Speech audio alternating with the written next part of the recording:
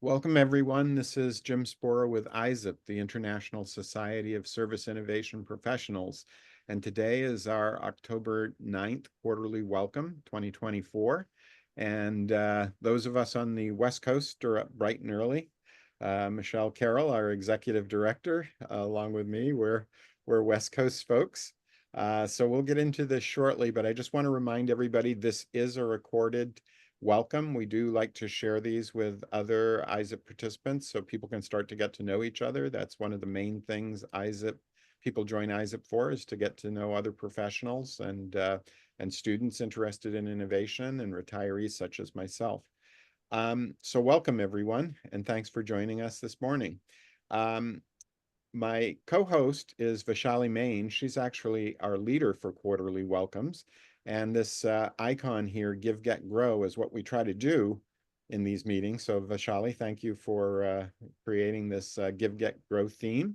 And without further ado, let me just take us through the slide deck, and then we'll go around and just anybody that wants to share an introduction can do so.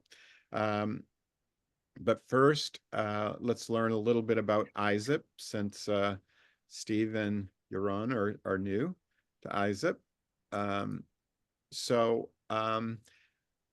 Michelle, did you want to take us through the introductions, or how would you like to do this? Would it be Okay. possible, Jim, for me to share my screen? I'm Yes, you can. Let me stop sharing and we'll cut over to yours. We have super hot off the keyboard, the brand new introduction, aligned to our new website. Let me see if this will work for us. Does everyone see that screen? Yes. Yep. Awesome. Okay, let's move to slideshow. Sorry, I will just walk through it this way. So this is, for those participating, this is, as you see, hot off the keyboard. We rebuilt and search engine optimized the ISSIP website in July. So now here's the new, very brief intro to who we are in branding alignment. So we are the Society of Service Innovation Professionals. Did you want to go into full screen, Michelle, or is that a distraction to go into it? I would love to. I'm going to need to. Here we go. We're hidden by the Zoom. Here we go.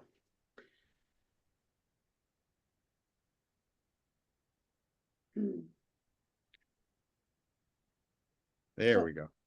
There we are. Okay, so so we are now a group of nearly 1,840 individuals, and that's about 600 organizations, more than 200 universities, and we are, as Jim mentioned, headquartered in Silicon Valley, but about half in the U.S. and half outside the U.S. in 72 different countries. And here is the current leadership. This is the executive team and board of directors executive committee that meets every other week. And it's a representation, as you see, of an industry, academia, pulling in the strategy council. There's also NGOs, nonprofits, large, very, very large global leaders to the very small startups and represented. So through you, the new participants in the community, through you and with you, for you. Engaging with ISSIP is about having that access from you and for you to the world leaders, experts in service innovation. So the access, connection, insights, mentoring with those experts in service innovation, and with that website reveal, with our regular newsletter, digest of what's going on, you have that opportunity to leverage the ISSIP platform and our programs to amplify your work and scale what it is you're doing, mission-aligned efforts. So each of these things listed here is an ISSIP program, and if you go out at issip.org, it'll show you who the volunteer leader is, the operations team supporting that area, and how the program is operating. And there are volunteer needs in everyone. We have regular events, the recognition of excellence in service innovation and other credentialing awards, the opportunity to publish. And I understand we have a new book author with us this morning who will be out in this month's newsletter, in fact. the ambassador program up to, I believe we're approaching 100 ambassadors with passion for an initiative, another conference, another organization, peer to peer, that lead their own events, initiatives, and can use the ISSIP platform to promote and share the information and resources. And the AI academic industry collab, where we have 4 right now universities involved in specific projects mentored by ISSIP leadership, all of which is a platform of programs where you have the opportunity as a participant in the global community to give, get, and grow. We are led and managed and sustained by your donations of thought, time, and talent, as we just walked through all the programs you can be involved in and lead or support, um, and treasure. And we ask that ISIP is absolutely free to individuals. So any donations are optional, and we're wholly donor funded. And we've just revamped the levels to a actually lower, generally, um, levels of donation to sustain our operations, keep the platform and programs humming operational. And they run from $250 to $500 to $800 a month. And if you know of anyone interested, um, it would be me you'd ask them to talk with. And this presentation is now available for your info and for your use out in the membership section of the isip.org website. Happy to answer any questions, but I just wanted to let you know that is now available and share a basic overview with you. Fantastic, Michelle. It's great to see the updated material there, and make sure to send that to me and I'll get it integrated into the final presentation that will get uploaded to the SlideShare. And I put Michelle and my LinkedIn. Vishali, you can put your LinkedIn as well if you would like Steve and Yaron to connect with you. And let's share my screen again, and I'll go back to my deck, and I'll model what we'll do in the rest of this meeting. So Steve and Yaron, if you would like to share at some point in this meeting, this is just me giving an example, and Vishali will be next, and Michelle after that. So typically we talk about give, get, grow. And what I'm working on these days for ISSIP, I'm one of the founders. So in 2012, when IBM and Cisco founded this, I was an executive at IBM. And what we found is IBM was doing a lot of work in service innovation. And while there were professional associations that focused on technology-driven service innovation like AAAI and IEEE and ACM, and there were marketing associations like the American Marketing Association, Management Sciences Association that looked at the business side of service innovation. And there were even social science programs, like there were anthropologists who were studying like all the social change that comes from service innovations and the benefits and the harms.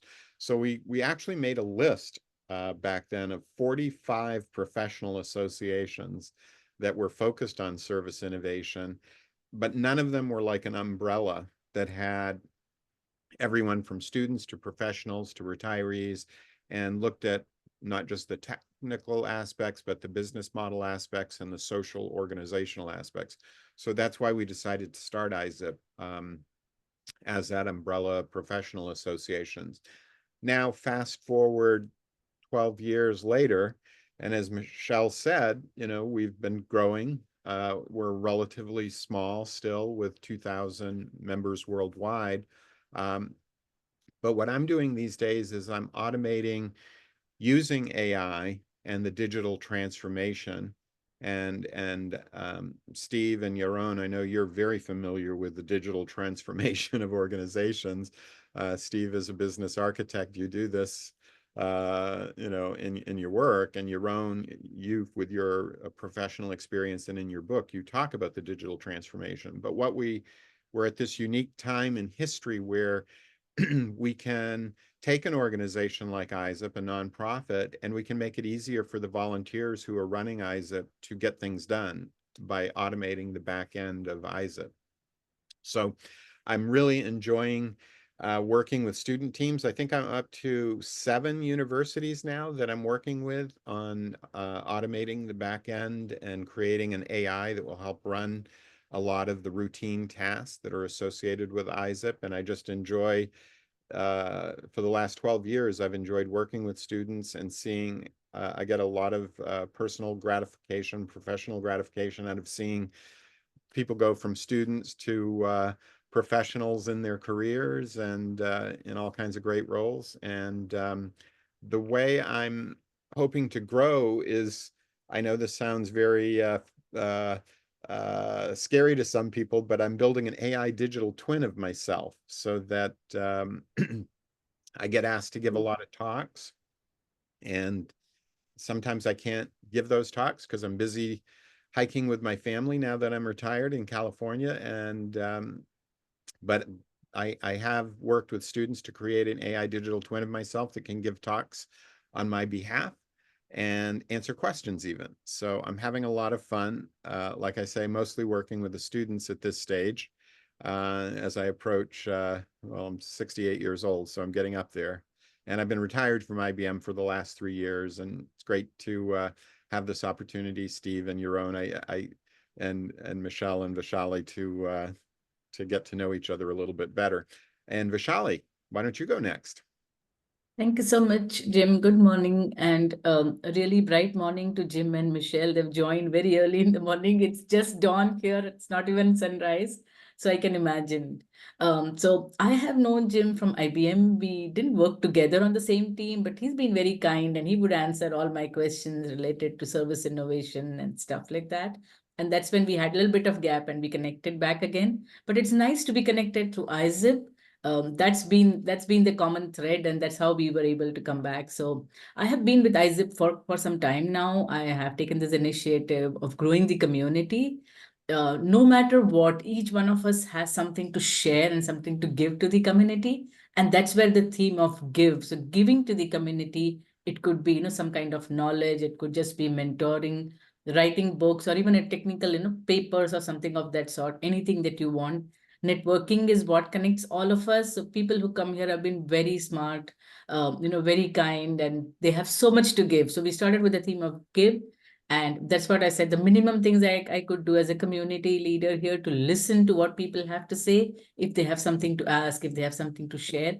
And then get is learn the art of building the global technical community, because we have these, where I said early morning for Michelle and Jim, and they have been able to join. And then we have a call in the evening every quarterly, and people do connect here on this platform and then grow the community. So it's all about growing together by giving, by getting, and then forming this ISIP community both inside and outside. And Michelle and her team has done a great job of the website that they have built. That's so amazing. It's very impressive, very updated, and it's so nice to see that website. I think we should go ahead and change our slides to that, Jim, so we make it align to those that thing. If anyone has any questions, they want to reach out to someone, or if they want to, ask something that they would like to build, feel free to reach out to any one of us, Jim, Michelle, or myself, and we are more than happy to take it forward and help you with that. So welcome to the team, welcome to the community here, and let's give, get, and grow together. Over to Michelle. For me, oh, Yeah, I don't know if you have a give, get slide, Michelle. So I'll just say, I you I know, know. at the end, we'll come back to these slides, which is different ways that people can get more engaged in ISIP. And Michelle, I know you're going to talk about the newsletter, and Yaron actually is going to be highlighted in the upcoming newsletter. And when we do these survey results, the common themes are people want to grow their professional network, all the way from students to retirees to active professionals. Give time, enthusiasm, and expertise on collaborative projects. In the afternoon, we're going to hear from Alka Roy, who does responsible innovation. She's got an exciting new awards program with her initiative that she's going to talk about, and then get professional recognition. And we do give ISIP digital certificates to a lot of people, digital certifications that people can put on their LinkedIn profile. So I'm going to go back now to Michelle to share her Give, Get, Grow, and we will get these slides updated when they get posted. But so Michelle, how do you want to give, get, grow with ISSIP? Yeah, hey, good morning.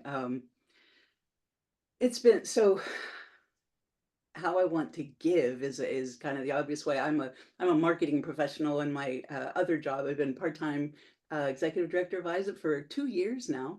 And the other thing I do is run a marketing agency, so I know marketing, and this organization is a marketer's dream. I mean, it is that super fine product, right? An offering that is needed in the world. It's fun to work with the people, and you learn every day, right? So it's just it's give, get, grow every day with ISSIP, and the learning has been huge in this two years already. The curve for me. And there's been, we're growing. It's wonderful metrics. We're on a clip of 3 to 6 new members every week. It's a constant. It's working. So the marketing works. It's a great product. And this is a time when our world needs community and connection. And I'm someone who very typically operates off on my own. I've worked remotely for 30 years. I run the business. I have clients I've never met, and we just operate virtually. So as the world has shifted that way, it's helped make connection possible where it wasn't before, and then just the power of the people. And that, for me, the big learning is the letting go, distributing the power, having a platform for everyone else to shine, and connecting, learning what that shine would be, for you, and then making it happen. And will be shaped in the shape of those who lead, and that's just exciting. And I too am up there, been working for decades, 3, 4 decades. And this is the kind of continuing with the transformation of myself opportunity. So thanks. Hey, thanks, Michelle. And just in the order that I see them in my list, I see Steve first. So, Steve, how's it going today, sir? Hey, really glad to be here. It's growing great. Yeah, please introduce yourself. Yeah, hey, everybody. Good to see you this morning. I understand it's earlier for others, for some than it is. I'm on the East Coast of the United States, Philadelphia, where I've been here for about 3 years with my family, and had the opportunity to meet Jim over the summer. And so I think that's why I got the invitation to join the community. A little bit about my professional background is I have, a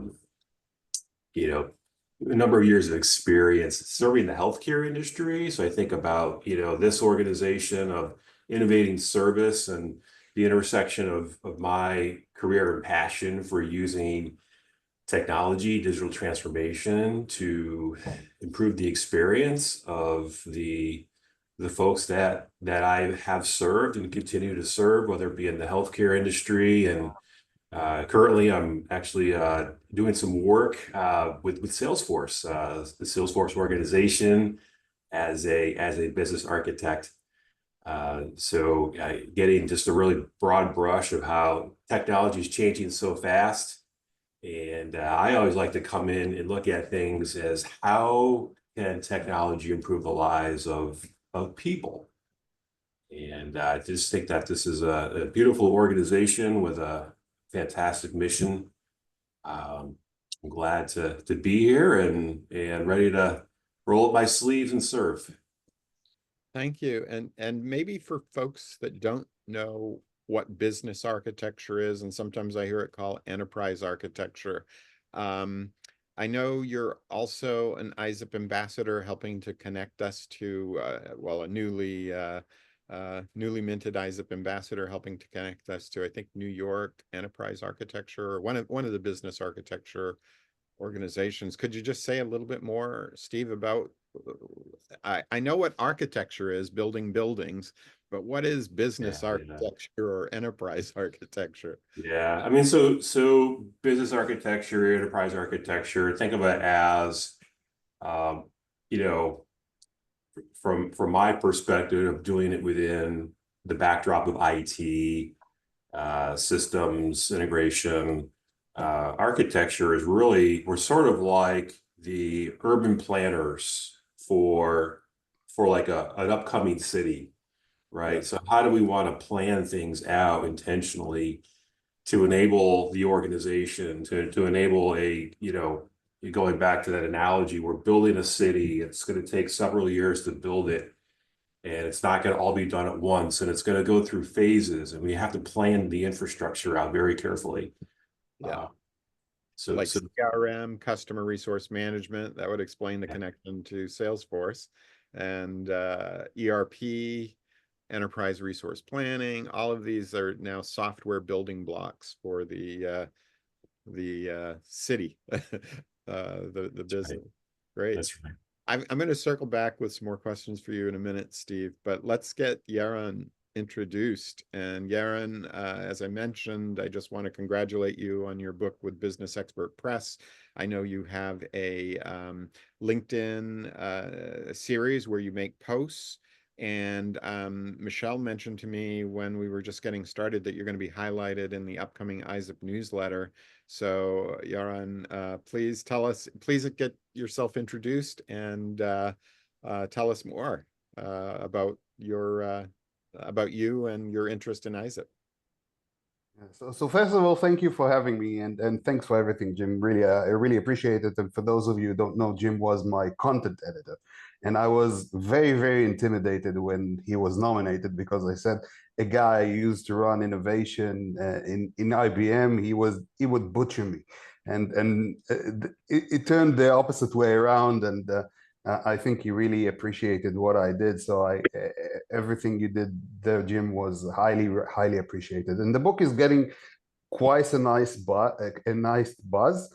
A little bit about myself. I've been working with very large international conglomerates like Aptiv and Continental and Stanley Black & Decker, leading their innovation, mostly on the scouting and onboarding, which means when they want to absorb or to find interesting technologies from the outside that can enrich and accelerate the product roadmap, I used to, let's say, screen, scout, and onboard.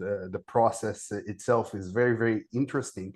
And what I found out across the years and across the sectors I worked with is that no one has a guidebook to work according to. So basically, everyone is working through trial and error from the experiences that they have within their company. And some companies have been doing it wrong because they've been doing it for so many years. So I decided to write this book from, kind of like a summary of my experiences, trying to really see what works cross cultures, cross sectors.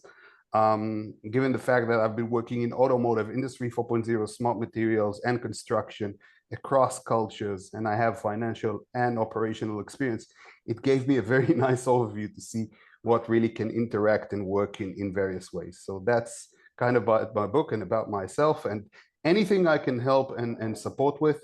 I already mentor a lot of programs, but I'd love to of course, help companies and educate, and also new entrepreneurs. And this is what I've been doing specifically in the fields, like I said, of automotive and construction tech, where I'm considered kind of an expert. So anything there, and anyone who has questions or challenges around that point, please reach out. I'd be happy to support. Great, thanks, Yaron. And let's see if Michelle and Vishali have any questions for you all before I start with my questions, because I've always got questions. But and thanks for Yaron, you mentioned the Business Expert Press book series, and I have mentored a lot of authors. I like to, a lot of times a first author is intimidated, so I don't want to intimidate them at all. I want to encourage them and show, here's what you did really, really well, and here's where there's some room for improvement. But and I do read a lot of books, so it's usually pretty easy for me to give that here's the good stuff. And yours was very good right out of the chute. I have to say, you're a very good writer, and I enjoy reading your I've read a couple of your posts on LinkedIn, and I encourage people that aren't subscribed to subscribe to your thing. And I did. Yeah, it's free of charge. It's free of charge, and you wrote a great post on open innovation that I did send a link to Henry Chesbrough. I know he's busy, so I haven't heard back yet, but yeah, to do real open innovation, I thought you had some nice insights there. But I'll pause. I gotta hit my pause button for a minute to see if Michelle and Vishali have questions for either of you. Yeah, I can go first if Michelle is okay. Yeah, you're on. Congratulations on your book or books or whatever post you have. I would be more than happy because, as I always discuss with Jim, I do have a lot of ideas, but they're yet to get into publishing. I have been publishing some quotes and other things on the side on KDP, the Kindle Direct publications, just for free. So that would be great to get connected because there could be other people, who are inspired with those stuff. So if you could share it with us, that would be really nice to take it forward. And this is very easy. Charlie, if I learned something in my career is when you want to learn something, don't ask someone who thinks he knows, ask someone who's done it 5 minutes before you. So that's exactly the point here. That's the point. Yeah. Yeah. Thank you so much. Yeah, it's very nice to have you here, and be part of the community. That's the way I said people bring in rich, backgrounds, experiences. If nothing formal, we at least have the experience in that field. And that's what matters because that's what you won't get it officially, over a book or something. So you've put things together. That's very interesting. And you're more than welcome to, share it with us and have things here. Over to you, Jim or Michelle. Yeah, that's all that I had. That's wonderful. I've taken notes and I'll be following up with each of you. You have wonderful analogies from Steve and the quotes. Joran, my goodness. And with the AI collab, absolutely, there are opportunities to just bring in a speaker and offer mentoring with students. And Joran, we're going to throw you on the list. Then thank you. I think that'd be wonderful. I love. Yeah, I'd love to do some mentoring in the US. Mostly, I'm kind of like focused in Singapore, Israel, and Europe, mostly in Germany. I don't have a lot of partnership programs in the US. That changed a bit with Stanley Black & Decker, but it was more on the construction tech side. So I do work with brick and mortars and things like that. So I'd love to have more opportunities, specifically in the domains that I'm an expert in, to help there. So Excellent. Spot on. Where are you based? That's the one question. So that's a tricky question because when I was in Continental, I was Germany, Israel. When I was in Stanley Black & Decker, I was Towson, Israel. But now I'm full-time Israel, and most likely I will relocate soon because it's been challenging. Yeah, to say the least. I did put the link to your book and to your LinkedIn in the chat. I'll make sure we get that in the video that we upload from today's welcome call. And we do get probably anywhere from 50 to 60 ISSIP community members watch these videos. So you may get contacted by, hey, I'm another ISSIP participant. So Did you know that Amazon? yeah.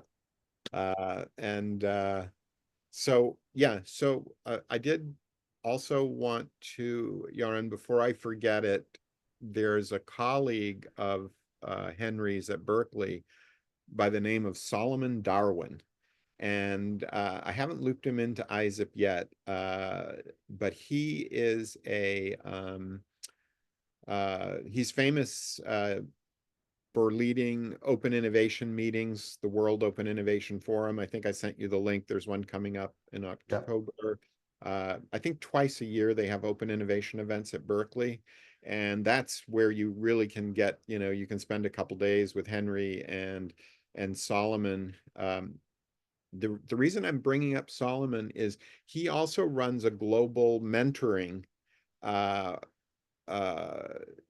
where people donate time like me to, I spend 30 minutes a week mentoring some of the students. They're usually executive MBA, so they're a little more advanced than the bachelor students that I usually mentor. But one of the groups that I'm mentoring right now via Solomon, who you might want to get to know, is a group in Taiwan, and they build buildings. And I want to tell you about these buildings because they're fascinating. They're buildings for developed country mothers when you have a baby, the first 120 days are critical. And so they're building these super modern buildings, and talk about business architecture, Steve. They want the best water purity, the best lighting, all of the services that help the baby, thrive and the mother thrive in the first 120 days. And they're collecting massive amounts of data. I think it's like the mothers get in there, but you have to share your data to help other mothers and other babies. But I just found this and they actually have, I think, 15,000 hours of data that they're working with, and all kinds of biometrics, and they're trying to figure out how to really help um, new babies and new mothers in these first 120 days. And so I'll get you introduced, Yaron, to Solomon. He'll be a great connection, I think, for you and Berkeley. And so anyway, I'll work on getting you better connected over there, Yaron. Amazing. And Thank you very much. yeah. And Steve, I just want to say, this is kind of like what I do at this stage of my career, is I just help get people connected. I can't always like guarantee success. I wish I could, but I can't. But I definitely like to make connections for people. And I just want to say about business architecture, I've been retired from IBM now for 3 years, but some of my best friends, when we were starting the service research area in IBM Research for the service innovation area, the service science area, were business architects. And they flocked to the service research area with IBM Research because they said, finally, somebody is at least putting together the technology and business parts. And the anthropologists were saying, but we also have to have the social part, to have that complete picture of how technology scales capability, how business models scale the benefits to the customers, and how institutional arrangements try to mitigate the harms that are caused, because all technologies, as we know, good actors can use them for good purposes, bad actors can use them for bad purposes. And there's a lot of complexity when these systems get very, very complex. But I did have a question for you, Steve, as a business architect, and the role that you're playing now with Salesforce is, do you see business architecture as something that student mentoring might be a role that would be good for, or not? Do you know of any student mentoring around business architecture? I know of student mentoring in terms of students that might be interested in a career in business architecture. Mhm. Yeah. I think that, business architecture, fortunately, is a growing discipline in many industries. And I think if we can get students involved, interested in business architecture, they can be making the necessary connections and decisions around how they may want to transition into that kind of role. Maybe not as their very first role, but there's a lot of business architects. There's a lot of sub-disciplines within it, and some are more technical and some are more business oriented. So it is a pretty broad field. It's a very interesting field, and I think we should make folks aware of this, because even up until a few years ago, I wasn't fully aware of the extent that business architecture plays in enterprise organizations. Great. Well, I will thank you, Michelle, and thank you, Steve. I will provide an introduction to you, just a quick intro to one of our other board members, Varner de Gozier. I'm sorry, I don't even know how to pronounce his name properly. Varner, though, is on our board of directors from Cisco, and Michelle just highlighted in the chat that he's a business architect, she believes. And I think you're right. I think I saw that on his LinkedIn profile somewhere. So It had been definitely, innovation leads, and it's just changed. yeah. I noticed business architect was in there. Yeah. So when we get this, these new slides and this video uploaded to ISSIP YouTube, I'll send a special invitation, Steve, over to Varner, so you two can connect on LinkedIn, explore that. And I guess the question on everybody's mind, so might as well use this recorded quarterly welcome for Yaron and Steve and Michelle and Vishali, of course, as well, if they want to answer. So when you think of like an organization of the future and AI capabilities increasing, part of the reason why I was thinking about business architecture mentoring is students are going to be able to, I think it's getting, well, let me phrase it as a survey question. Do you think it's getting easier or harder to do a startup, Steve, in the AI era? Is it easier or harder? It is harder in a sense where there's a tremendous amount of noise out there. Because the barrier to entry has been lowered in many respects due to technology, the explosion of technology. So technology is a double-edged sword. It's easier to get started and build a product and to sort of promote yourself. And then the other side of that is just knowing how to stand out in the noise. Yeah. Yeah, so I think AI is going to be a game changer. There's a lot of things going on. I think about from a marketing standpoint, from how AI is transforming the we hear about SDRs and BDRs and how the marketing and outreach is being automated and lead generation and things are becoming more personalized through AI to help cut through all that noise. Yeah. But it's going to be a game that's going to be ever evolving and ever improving. Yeah. That's a great answer, by the way. So it depends. And I think maybe local, if you're doing a startup with local where you can actually meet the people in real life, maybe that's an advantage that the technologies wouldn't have, is the local. Thank you. Yaron, what do you think? Easier? Yeah, I have a slightly different approach, but it goes in the same direction as Steve. I think it's going to be easier, and I will explain. It's not going to be easier for everyone, but the people who do the work and bring something unique to the market and have already spent some time to define a use case that is very, very achievable, it's going to be very easy for them or easier for them to attract customers and money.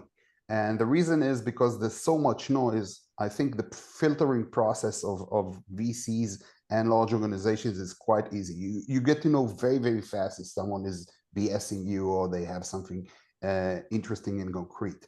And therefore, once you do have that, and you see the amount of time that people have spent and understand the market very well, it's going to be easier to make a decision to go along with it.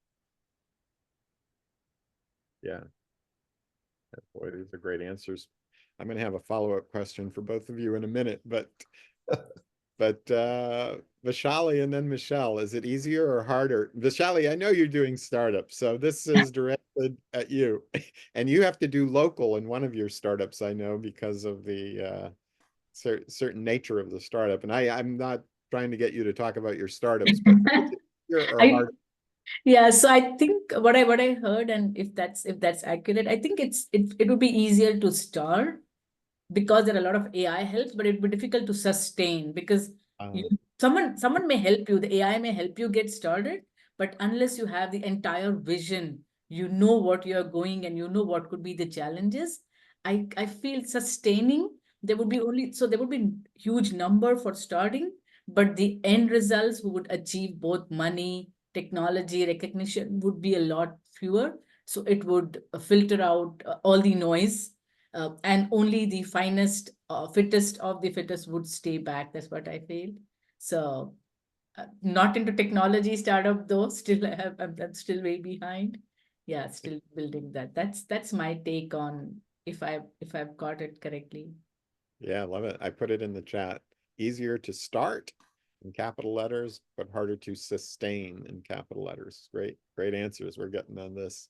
Michelle, what's your thoughts? Easier or harder to do a Yeah, I startup? guess I think well said, Vaishali, and actually all of you. You're such marketing thinkers, Steve and Yoram. Wow, that's it's a joy to hear. But having worked with that's on the marketing company side of my life. We've helped more than 800 startups over time, and it's always that. Pre AI being so much easier to access, it's always how do you stand out though. And I made a business out of helping a basic Irish company take that 3-hour breakfast that it takes to explain this value proposition down to the 30 seconds you've got. So why does it matter?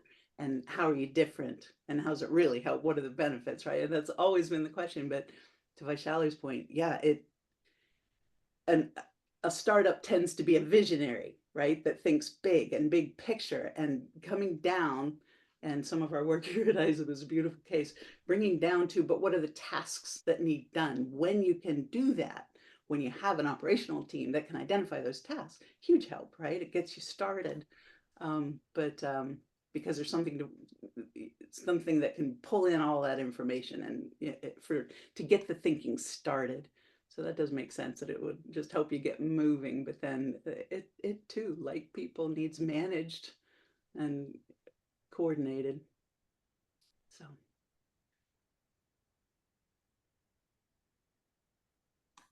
Oops, I put myself on mute. Okay, so here's my final question, and then if anybody else got questions, they can take the lead or we can wrap up. But I'm going to put a link to a survey into the chat, and this is for the ISSIP, Penn State University. I'll just say PSU, Penn State University, Digital Transformation of Industries series. And the next one is coming up on October 30th. October 30th. I'll put that in there as well. And if you want to take the survey, go ahead. If you haven't already, or take it again, or if your ideas change, it's fine to take our surveys multiple times. Because we're just gathering information and sharing it. I'm looking for thoughts on who are good speakers about the transformation of retail and hospitality. If it was automotive and construction, Yaron, I would go right to you and say, I need you to give a talk. For retail and hospitality, I know Salesforce is used by a lot of retail and hospitality, that's for sure. A lot of those industries use it. But I'm looking for, we could have speakers who are like founders of startups, running big retail, hospitality.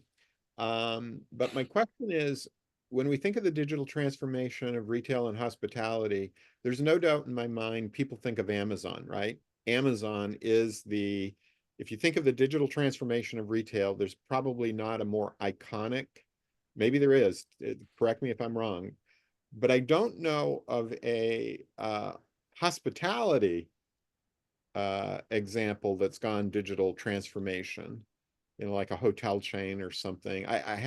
There are a few robots at the check-in. There's some kind of gimmicky stuff, but but I'm just wondering, and I'll start with Steve. Steve, do you have any ideas to help me on this upcoming event? Speakers, you can nominate yourself, by the way. That would be okay. If you've got ideas about the digital transformation of retail and hospitality, I'd love to hear. Mm-hmm. Yeah, let me give that some thought, Jim. And if you've got sort of a thesis or some context you can provide, then I can be thinking about that, and we can certainly collaborate.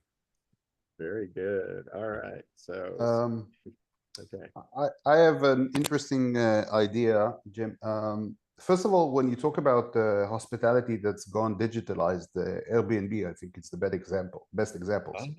If you have someone who's around that topic, that's going to be cool. But what I would recommend is the ones who combine both, like Disney, Universal, They started from retail or theme parks, and they went into hospitality. They have cruise lines, hotels now, and things like that. I can check within Disney. I have a few contacts there. So if you can send me like what you're sending to Steve, I can look into that. Great. Thank you so much. Great ideas. Oh, how could I forget Airbnb? Oh my gosh. That is totally yeah, thank you, smartphone. Airbnb would not exist without the without that. Fantastic Yeah. example. Mhm. Good, good. Thank you so much, Arun. That's and yeah, appreciate you checking with your contacts. Mhm. Shali, any ideas on digital transformation of retail and hospitality? Not really that I could think of, Jim, I think. Michelle, any thoughts? Actually, we have Ray Ernenwine over at, he had been Walmart for it was supply chain and transformation, but he's now with Netgear. Does that make him less or more interesting? I don't know. But I think that makes possibly. them interesting for the November 20th event on logistics and supply chain. He is invited for that. So I'm thinking we could shift him to retail, but yeah, thank you. Yes, he is of interest there. Yeah, and there'll be a little bit more information about some of these things and probably, but I'll send it out shortly to I you all. did include a link to that broad series overview in the chat. Oh, And perfect. Okay, there you go. Perfect. So yeah, there's a link to get started with, but I will send both Steve and your own a more detailed of what I'm looking for and a reminder of that survey link. Well, that's all I have for this welcome. I'm so delighted that we have two new participants. Steve, our new business architecture guy that we know who to go to with business architecture questions now. mhm. Steve. So thank you for being a ISSIP community participant and your own. We also know where to go for insights, not just in automotive and constructive, but anytime we need a brainstorming partner. And thank you for your interest in mentoring and open innovation. You have broad interests like me, so we can certainly help each other get connected to other people when we have things we're researching. Definitely, and I think one of the most interesting things here, I think I have a very extensive reach beyond the US, which means, mostly in Europe and the Far East. So if you're ever looking on things there, feel free to engage. Yeah, very good. And yeah, I think the thing that sets ISSIP apart is we really try to get to know each other and trust each other and stay positive and work on things positively together. And, in a world that's online and a lot of influencers that are so famous they never would respond to you. It's nice to have people who you know personally who can actually respond when you have a question and you're trying to do research. And that's kind of how I felt in IBM, I have to say. We had 300,000 employees worldwide, and people responded quickly. A good IBMer, you'd send them a message, and I see Vashali nodding because she was in India, and she would like send me a note about a question she had, and within 24 hours she'd have an answer from me. And our mentors at IBM would always say, leverage the matrix. IBM is 300,000 people, so don't get stuck on a problem, because if you're stuck on the problem, it's slowing down our business. Ask somebody. They may not have the answer, but they'll know who does have the answer.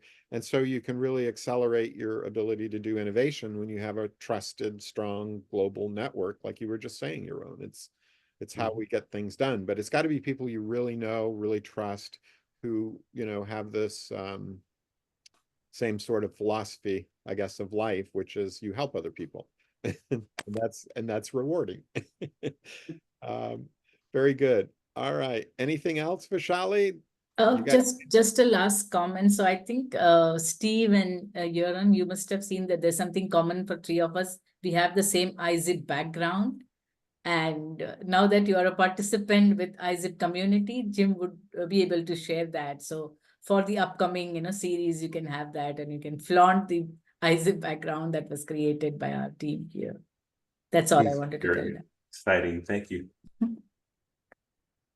Great. Well, going once, anything else? Oh, just want to make sure you subscribe to the newsletter, because Yarn is going to be featured in the October issue. Could you send us the link again, if Yes. we, just to make sure? And by the way, Michelle, if you have any further questions regarding the, you know, the newsletter, let me know. Okay, thank you. Yeah, we're targeting inside the next week. Yeah, I will put this. Yeah, this should say, Here we go. and we do tend to prefer the word participant over member, but I'll put that, oops, maybe that didn't come across very well. But let me stop and share. Okay, Go. and In the chat, Yarn. it's in the chat, very good. And just so people know, you know, maybe this is just one last thing. Sorry, I'll share my screen. If we go to I'm just trying to find if we do go to the ISSIP website under news, if you ever like, oh, I forgot to read the ISSIP newsletter, I was busy when it came in. If you go under news and you go under newsletters here, you can see the past newsletters, just as a little tip if you're wondering about that. And There's a call to action right there, Jim. Vote. yeah. Page down, one more screen. There we Okay. go. 4 candidates for vice president now active. This Yeah. month. Yeah, I actually think I have the link to that. If either of you haven't voted, let's see, it's probably I did vote. You gave us a very handy link. Yeah, Jim, that's yeah, done. yeah. Okay, so I think this is the right one here for voting. I'll put that in to the chat. Vote if you want. Yeah, okay. So with that, let me stop my share. Thank you so much for joining us on this quarterly welcome. I feel better introduced. How come I have 5 action items though? All right. It'll take me a little while. Today's actually a very busy day. I do a lot of my mentoring on Wednesdays and ISSIP activities on Wednesdays. So thank you all. Thank you And so I'll much. See you later. recording. Thank Bye. you. Thank you, everyone. Thank you. Okay.